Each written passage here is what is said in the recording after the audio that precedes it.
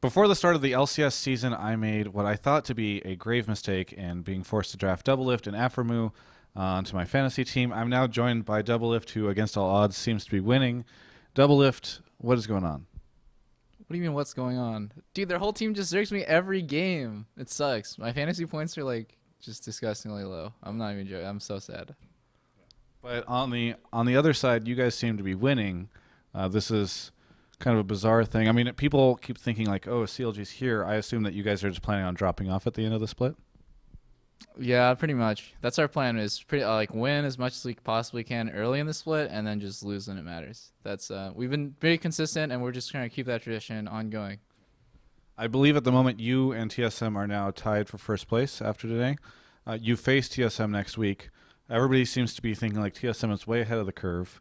I've people have told me that they believe this.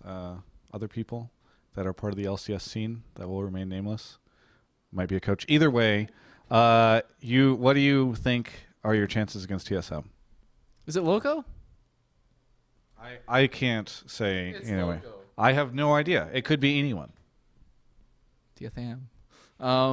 So I kind of agree. Yeah, TSM's really strong right now, and they're trying to play like the whole humble card where, they're like saying that we're really good and that we're might be better than them, but they're pretty strong right now. They had this really weird one upset loss to teammate, but otherwise have been playing really solid, where like we lost pretty fair and square to Liquid. I guess we had a sub for the first week, which really sucks. But anyways, long story short is TSM's really strong this season. As always, Dyrus is pretty decent. He's not like standout amazing, but he's like never feeds super hard. So he's just solid. Then obviously they have Bjergsen and Santorin. They're like very strong together, especially Bjergsen. And then their bottom lane has always just been pretty good. They haven't like completely eradicated other bottom lanes, but like they're never at the bottom or even close. So I think there doesn't seem to be like any discernible weaknesses to TSM, so that's why they're so strong. Where like other teams, you kind of look and you're like, oh well, like C9 maybe it's high, or like maybe it's something about that team that you can just pick apart.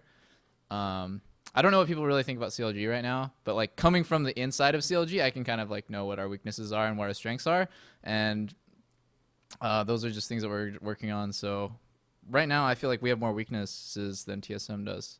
So I would say they're slightly better than us, but we'll see coming next week. Do you expect what are the percentages you think for that match? Like if you could control, how there's like that fan vote. Yeah. If you could control that, what would you put it? Dang. Like I think this is the first week we'll have Scar on stage, which will help because he's like our real coach. I'm not gonna like take away from Tony. He's doing a good job, but it's gonna be close. I think like 45-55 to them. So like they have a slight advantage, really small, but they do have an advantage.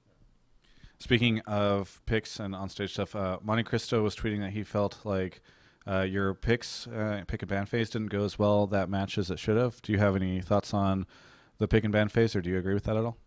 I completely disagree, actually. Yeah, I think we practice what we're good at versus like what other teams perceive as strong, which is really refreshing. I guess like before on CLG, we kind of got holed into playing like, okay, this is what other teams are running, so we're going to run it, regardless of whether or not we're actually good at running it. Yeah. But like this season, I think we've developed our own style, and our picks and bans are very different from other teams. So sometimes people will be like, wow, CLG got out after really bad, like I see on Twitter all the time. It's like, wow, they had like an amazing draft.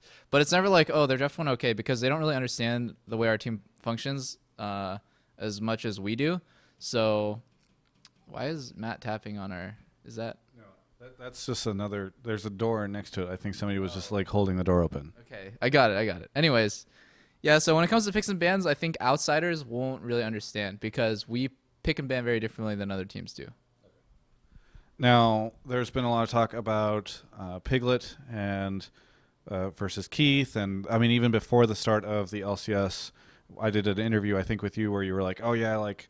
Everybody's trying to hype up this Piglet Doublelift rivalry or whatever. I don't really care about the rivalry, but I do. Seems like there's a bigger rivalry between him and Apollo, based on like some activity. Yeah.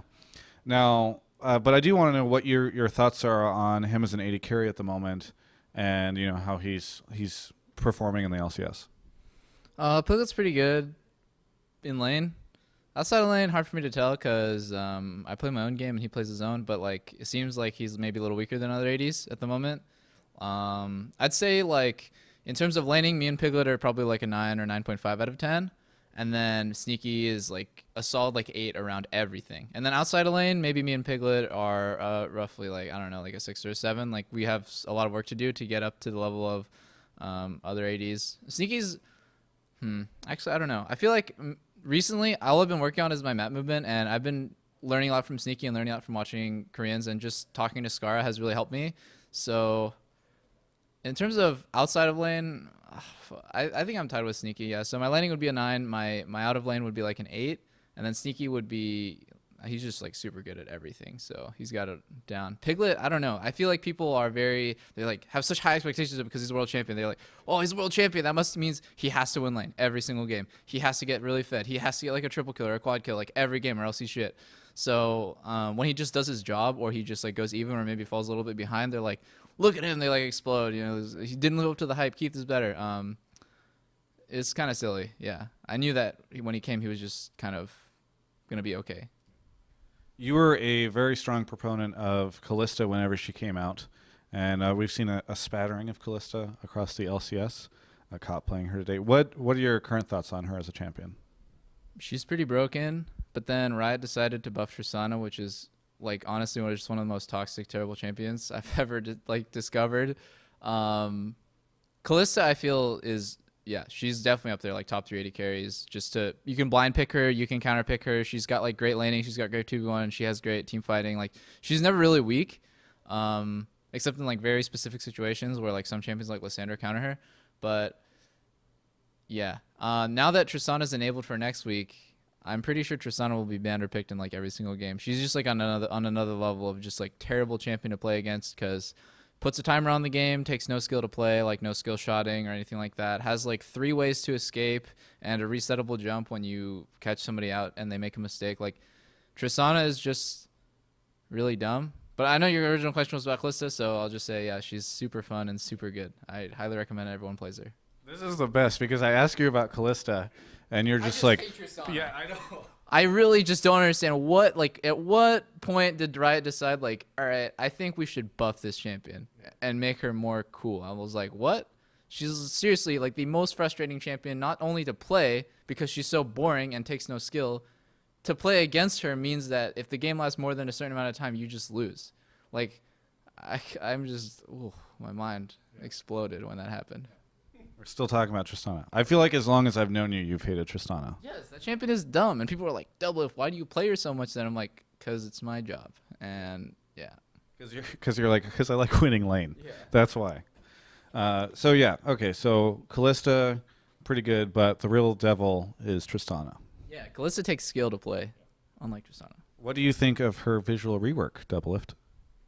Really just a terrible idea to do anything that would like encourage people to play that champion. Okay. I want her removed from the game or like nerfed into oblivion. Is she your most hated champion? Yeah, like by far I think Tristana's just not good for the game. I just hate her. And I've always said this, and every time I play her I feel like a random diamond level player could play her the exact same way as me because of how skilled she is. Like that's not true for like Vayne or Kalista or like even Corki, like landing missiles and hitting skill shots and like juking left and right. Those are like pretty difficult things to pull off, but the most difficult part about playing Tristana is like trying to stop yourself from jumping into 5 people, which sometimes I still do. Yeah. Vasily did that to great effect last year. That was the best part of Vasily playing Tristana, was he just jump in and kill everyone. So, anyways, well, okay, because I don't want this to be a very overall negative thing, because then the Raito games will look at this and be like, hey Peter, we'd like to talk to you. Can you come down this dark alley and we'll have a conversation? You don't get a press badge anymore, actually. You're not allowed in the LCS, undisclosed reasons, sorry. No, but what do you think Riot does well? What's a good example? Because, I mean, here's the thing, right? You can shit on Tristana all day and say, like, oh, really bad, but I think what is also as interesting is what is a champion that you think is really well designed and that you would applaud as an AD carry. Man, that's a tough one. what are you trying to say? Hold on. I mean, it's a tough one because there's so many. To choose from like 100 great champions. No, like Kalista's great. think she's high skill. You can tell the difference between a good, a bad, and like a really, really masterful Callista player.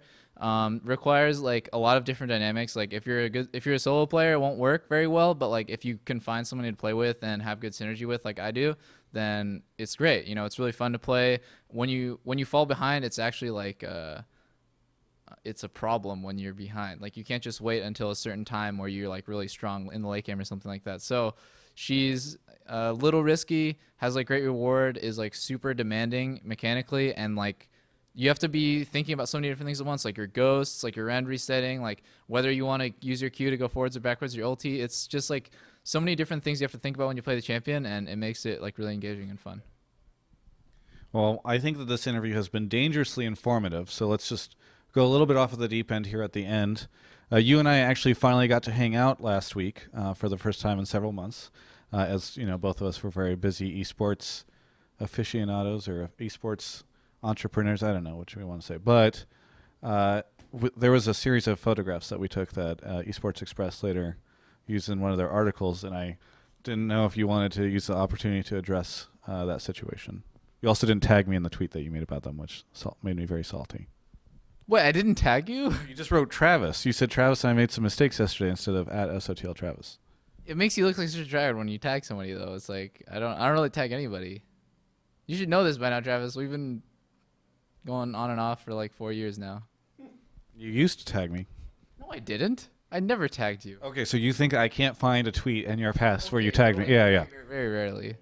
Yeah. Anyways, it was a great article. I liked it a lot, and I really regret taking those pictures with you. Honestly, they're just really terrible. I can't find the right words that will make it to the final cut of this interview, but it was not comfortable for me. For you to hold my waist. That was weird. Well, because it says that there's a pose that pops up on the screen that you're supposed to make, and so I was just following the directions. Yeah, that's exactly, yep. Mm-hmm. Nice excuse, Travis. I mean, it's funny because publicly you say these things, but privately I felt like you never expressed these feelings. Travis, come on, dude. Don't put me on the spot like that. Yeah. You know, never mind. Can we go on to the next part, the next question? Something about sponsors? I don't know. I hate you. Now you're going to do that thing where you just keep the mic on me. Well, I'm not falling for it, Travis. You have any shout-outs that you'd like to give to anyone?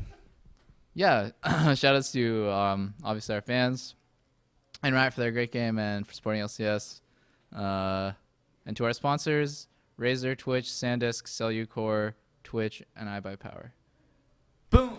I think you said Twitch twice. Yeah, I did. That's because they're super important. I love Twitch. As opposed to the other sponsors? Which are equally important. Okay. Well done.